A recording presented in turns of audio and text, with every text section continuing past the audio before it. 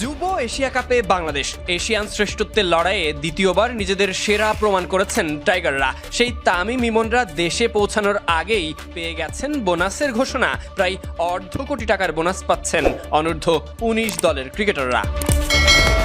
ক্রিকেটারদের এই অর্জন বহু সম্মানের। এই অর্জন করার পর জাতির পক্ষ থেকে পেয়েছেন অভিনন্দন, দিয়েছেন প্রধান উপদেষ্টা। তবে এবার ক্রীড়া মন্ত্রণালয় ক্রিকেটারদের খুশি করতে সবার আগে প্রায় অর্ধ কোটি টাকার বোনাস নিয়ে এত সব প্রাপ্তি ট্রফি জয়ের আনন্দে।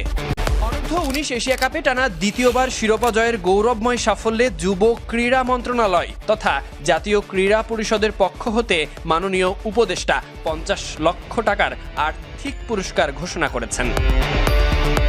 যুবদের জন্য সবশেষ মুহূর্তগুলো সব দিক থেকে ঐতিহাসিক। এই এমন এশিয়া কাপে গতবার ভারতকে সেমিফাইনালে হারিয়েছিল বাংলাদেশ, ফলে প্রতিশোধের একটা ব্যাপার তো ছিলই। পাশাপাশি এদিন ম্যাচে ছিল দুই দেশের মধ্যকার সাম্প্রতিককালে ঘটে যাওয়া নানা অপ্রীতিকর ঘটনার বিরূপ প্রভাব। এই মুহূর্তে ভারত বাংলাদেশ সম্পর্ক কার্যত তলানিতে। এমন এক পরিস্থিতিতে গোটা ম্যাচেই দাপট দেখালো ছোট টাইগাররা, ট্রফি ছিনিয়ে আনলো ভারতের হাত থেকে।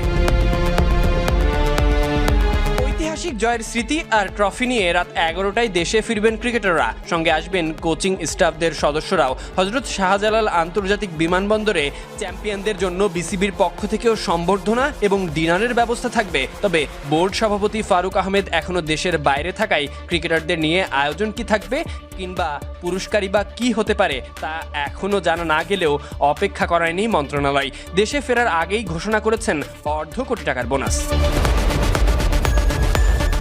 এই অর্থ ক্রিকেটার সহ কোচিং স্টাফদের মাঝে ভাগ বন্টন করা হবে। ক্রিকেটারদের এই সাফল্যে ক্রীড়া মন্ত্রণালয়ের এই অভ্যর্থনা কিংবা পুরস্কার ঘোষণা নিঃসন্দেহে ক্রিকেটারদের জন্য হয়ে থাকবে অনুপ্রেরণা।